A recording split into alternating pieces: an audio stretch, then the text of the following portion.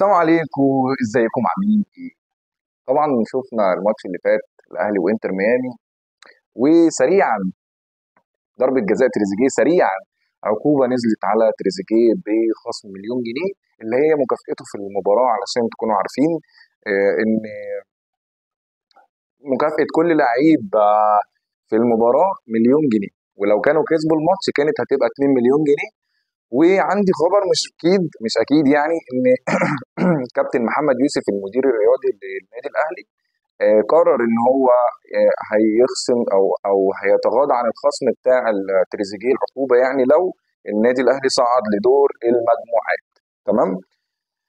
طبعا ده خبر مش اكيد، ده يعني ان شاء الله يعني لو اكيد تبقى حاجه كويسه. وطبعا لو مش اكيد واتخصم على تريزيجيه المليون جنيه، ده هو النادي الاهلي هو اللي مهما يكون اسمك ومهما يكون حجمك كلاعب كوره، انت جوه منظومه آه، بتعرف تدير اللعيبه وبتعرف تدير الكوره بشكل حرفي، بشكل فيه مفيش لعيب فوق الفرقه.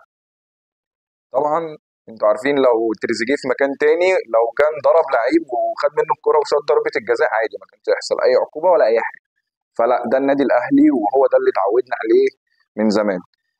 طبعا كابتن عماد النحاس قال برضو ان لو كانت الكرة دخلت جون كان تريزيجيه هيوقع عليه عقوبة، لانه ما التزمش بالتعليمات، لان كان لعيب رقم واحد موجود جوه الملعب ما خرجش، اللي هو وسام ابو علي. كان ترتيب وسام، تريزيجيه، زيزو، وحمدي فتحي، وهكذا اللي موجود يشوط بالترتيب.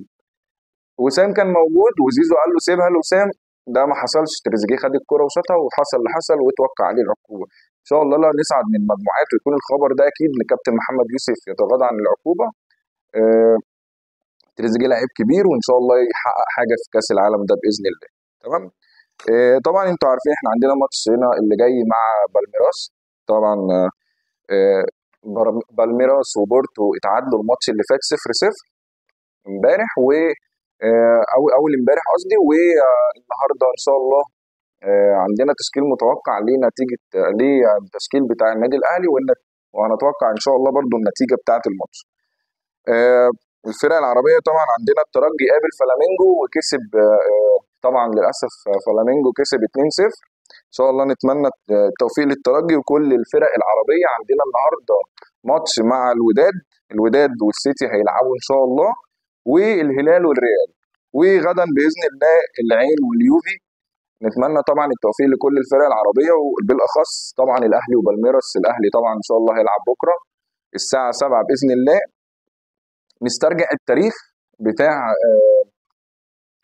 آه، مواجهات الاهلي وبالميراس. احنا قابلنا الفريق ده في كاس العالم، يعني على ما اتذكر المرتين اللي انا اتفرجت عليه كانت سنه 2021 وكسبناهم بضربات الجزاء. 2021 كان التعادل 0-0 واتحسب لنا وقت اضافي وهكذا، ولعبنا ضربات جزاء وكسبنا 3-2. سنه 22 قابلناهم مره كمان في كاس العالم برضه، وللاسف كانت النتيجه 2-0. كنا طبعا عاملين ماتش سيء جدا واتهزمنا بكل سهوله 2-0. ان شاء الله بكره باذن الله بالسكواد اللي موجود ده ان شاء الله انا يعني باذن الله الاهلي يحقق نتيجه ايجابيه مع بالميراس. وبكره ان شاء الله برضو في المجموعه بتاعتنا الانتر ميامي هيقابل بورتو. وعندي نصيحه للاعبين، يعني انا عندي نصيحه للاعيبه الاهلي. ده كاس العالم، دايما في البطولات اللي زي دي هنلعب بالتشكيل وهنلعب بتكتيك المدرب وكل حاجه، ولكن بيبقى في لعيب او اتنين او تلاته بالكتير في كل فريق بيبقى عندهم لمسه فرديه جماليه. العبوا اللمسه الفرديه وورونا شغل. العبوا دي، مش طبعا مش هقول كله فردي، ولكن الوضع يسمح. العب فردي، العب فردي واسندوا مع بعض ثلاثات واربعات. عايزين نشوف بكره الكلام ده باذن الله، ثلاثات واربعات تبقوا جنب بعض تعملوا مثلثات ومربعات زي زمان ايام ابو تريكه ومتعب وبركات وفلافيو والناس دي ومسيد معوض طبعا واحمد فتحي. كنا بنشوف الكلام دوت.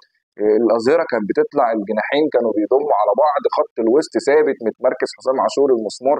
كل الحاجات دي كنا بنشوفها زمان، عايزين نشوف ده بكره، انتوا تقدروا تعملوا ده، عايزين نشوف ده بكره، وان شاء الله تحققوا المراد ان انتوا في النهايه بقى النتيجه النهائيه ان احنا ان شاء الله نأدي ونهدف ونجيب اجوان.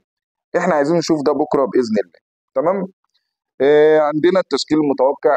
طبعا التشكيل المتوقع بتاع الماتش اللي فات زي ما توقعناه بفرق 3 لعيبه، وبرضه انا مش يعني كله استغرب من تشكيله المدرب حاطط امام مكان حمدي فتحي، وحمدي فتحي في امام مش مكانه. احنا قلنا زيزو هيبدا، طب زيزو مش هيبدا، عندنا في بن شرقي، طب شيء ما فيش بن شرقي عندنا. يعني لعيبه كتير كويسه في المكان ده، طاهر وحسين، ويعني عندنا لعيبه كويسه تقدر تحطها مكان امام، وامام كان يلعب في مركزه زي ما هو. احنا طبعا استغربنا التشكيله، ولكن سريعا امام اتصاب، يعني لو ربنا يشفيه يا رب يتمنى له الشفاء مره ثانيه.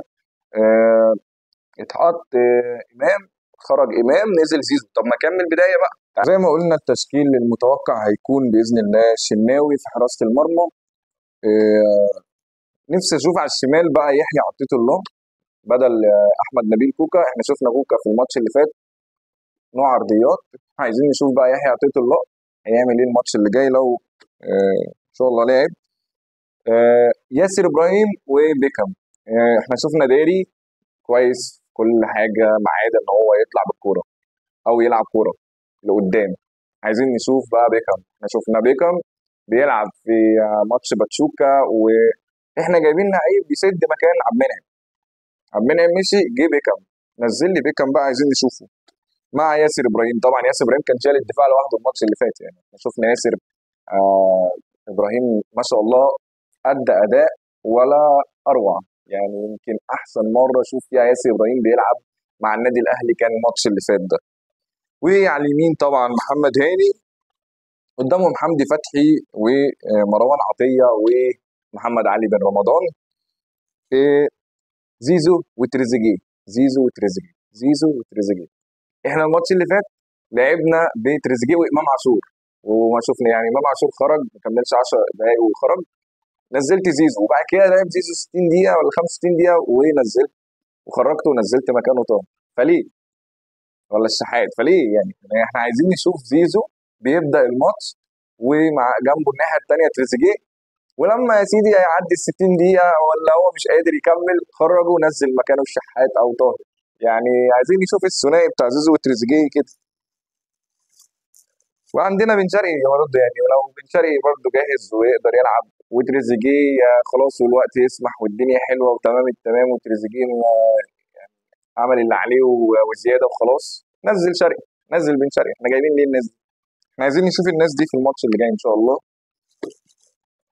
وفي الهجوم وسام ابو علي، والتبديله بتاعته المعتاده جراديشار.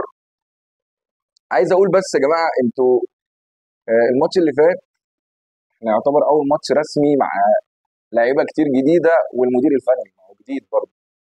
من اول حراسه المرمى انت جايب سيحه ده لسه جديد، جايب بيكام لسه جديد، جايب تريزيجيه وجايب زيزو، كل اللعيبه دي لسه جديده لسه، يعني ما فيش. وبن شرقي كل دي لسه التوليفه. انت لما بتجيب لعيب واحد وسط اللعيبه الاساسيه ال10 الاساسيين اللي بتلعب بيهم او ال11 الاساسيين اللي بتلعب بيهم، عبال ما يندمج انت بتقعدوا على الدكه مثلا 3 4 ماتشات عشان يبقى يحس بالفريق ويشوف الفريق بيلعب ازاي، وبعد كده تنزله وبتشوفه كذا مره وبتاع. انما انت لعيبه بمدير فني لسه جداد، مش لعيبه مثلا مش زي كولر مثلا بقى له 3 4 سنين في النادي وهيكمل مسيره وهتجيب له اللعيبه ديت ويقدر بقى يحط اللي هو عايزه والكلام دوت. لا، انت جايب مدير فني جديد وجايب لعيبه جديده، فعشان نشوف نتيجه هي اللعيبه لسه واصله كاس العالم. يعني ده اللي انا شايفه. عملت شوط قوي في الماتش اللي فات وكسرت الدنيا، بس كان في سوء توفيق وبتاع، والحارس كان عملاق في الله يعني، ربنا نفخ في صورته في الماتش اللي فات. الماتش اللي جاي بقى بكره ان شاء الله عايزين نشوف اداء قوي، عايزين نشوف جوان، عايزين نصعد. احنا قدها، احنا مش بعيد والله. اتمنى ده يحصل، وان شاء الله اتمنى التوفيق للفرق العربيه كلها، وبرضه صن داونز بيلعب في البطوله، فريق افريقي معانا من القاره، نتمنى له طبعا التوفيق. فريق بيلعب كوره وفريق كويس، فريق مجتهد، ان شاء الله ربنا يكرمه برضه معانا في البطوله دي، ونعدي كلنا الادوار دور المجموعات باذن الله كلنا. واتمنى منكم بقى، اتمنى منكم ان انتوا تدعموني في القناه. والله العظيم بتعب جدا وبجيب مصادر وبجيب بقى يعني الكلام اللي انا بحضره دوت يعني تعبان عليه جدا، ممكن اقعد ساعه ساعتين احضر فيه عشان بس ال5 دقائق او ال10 دقائق اللي انا بطلع فيها ليكم. دعموني باشتراككم بالقناه، يعني فضلا وليس امرا، دعموني بالاشتراك في القناه ولايكات وشير على قد ما تقدروا، علشان خاطر اقدر استمر في تقديم الفيديوهات على القناه، وتساعدوني ان انا انشر المحتوى بتاعي باذن الله. ويتمنى ان شاء الله التوفيق للنادي الاهلي، واشوفكم دايما على خير، والسلام عليكم.